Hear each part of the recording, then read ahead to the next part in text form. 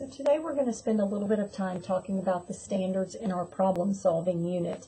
And I want to start by talking about 1.5D, which is our big one with word problems in first grade. So it says represent word problems involving addition and subtraction of whole numbers up to 20 using concrete and pictorial models and number sentences. So we're representing. We're only going up to 20. We're using addition and subtraction. And then there are three parts of this: concrete, pictorial, and then number sentences. That's important because that's the method that the brain uses to learn and understand new concepts. It starts concretely, then it moves to pictorial, then it moves to abstract, which is the number sentences. So the TEKS says this in a specific order because that's the way the brain learns math. So we're going to start by doing these things concretely. That means hands-on. And here's the thing. That means the kids representing it hands-on. The TEKS say the student will. It doesn't say the student will watch the teacher represent. It says the student will represent. So that means the student needs to be the one using the concrete objects and drawing the pictorial models and writing the number sentences.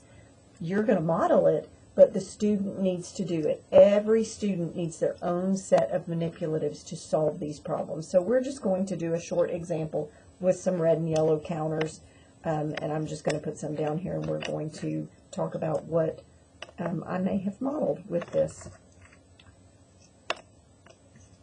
So if I wanted to talk about modeling, if this was a word problem, I could say I had 4 red buttons and 8 yellow buttons, and I want to know how many buttons do I have in all. So this is concretely representing that. I have 4 red buttons,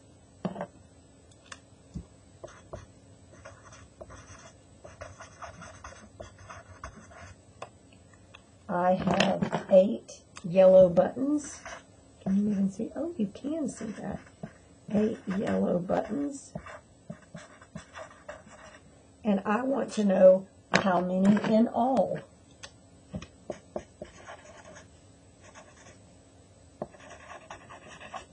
How many buttons in all? And here we would talk about that when I'm asking how many in all, I'm talking about joining these two sets and making one total set, one complete set. So I could talk to kids about organizing their work, and we could talk about 10 frames and 5 frames. And we could see that when I organize these, I have 10 plus 2 more. In all, I have 12 buttons. Now I'm going to remember that I also have to use subtraction. So my question could say, how many more yellow buttons do I have than red buttons? So I'm just going to write how many more for our purposes because we know what our question is. And the way I would represent that is I could show them, if I'm comparing, how many more looks like this. These would be the same, right? This one matches up to this one. This one matches up. This one matches up. This one matches up. These are the how many more I have than the ones that have a partner or match up. So there are 4 more yellow buttons than red buttons. So if I'm asking how many more, I could say 4 more. I could also ask how many less, right? And that's the same answer.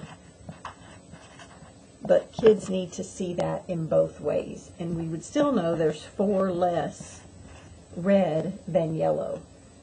There's 4 more yellow than red. There's 4 less red than yellow. Do you see how that works? So we want to make sure we're doing it both ways. So we've represented it concretely. What could that look like represented pictorially? Well, I could just draw circles for my buttons, 1, 2, 3, 4. And then I could draw the 8 yellow ones. right?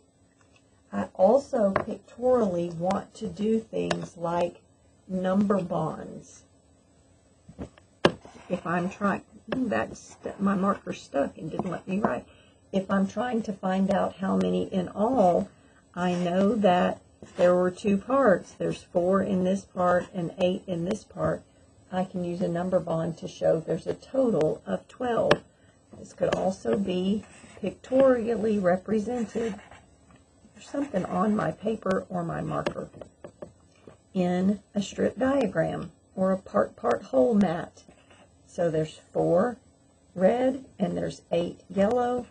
I can see there's a total of 12. So there's lots of ways to represent this pictorially. Then we go from there to representing in a number sentence. So for this one, we said 4 plus 8 was our blank, and we found it was 12. For this one, we said this was 8 minus 4 was 4, and it's the same thing for this one.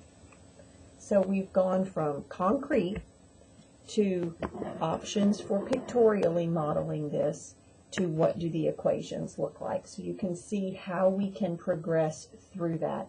And since we've already done our addition unit and we've already done our subtraction unit, our problem-solving unit should no longer be either of those skills in isolation. It should be a mixture of problems. We shouldn't have an addition day, then a subtraction day. We shouldn't have assignments that say, subtract to solve these word problems, because then students don't need to think about what's happening in the word problem to be able to solve them. They just know they're supposed to subtract. So we want to always connect back to what's happening in the word problem to build that understanding so they know why they're adding or joining things or why they're subtracting. Are they separating or are they comparing? So we're able to look to see why in a word problem setting. So these are not problems where we're just going to have pages of computation. This TEK says word problems. Okay, so this TEK combined with 1.5G is where we're using our properties of operation to add and subtract 2 or 3 numbers. So that's what we're doing all the time in first grade. We're using those properties of operations, and this is where you're using your number talks to talk about different strategies I could use to add these numbers together if I don't know what they are. Kind of like when I modeled earlier, make a 10, and then there's 2 more. That's a strategy where I'm using the properties to be able to break numbers apart and then put them back together again. So that's what 1.5G asks you to do. Remember, that does go up to 3 numbers, so that could be with other settings besides just the word problem that I modeled here, or word problems that would fit the TEK for 1.5D. Those could just be raw numbers if you're talking about 3 numbers.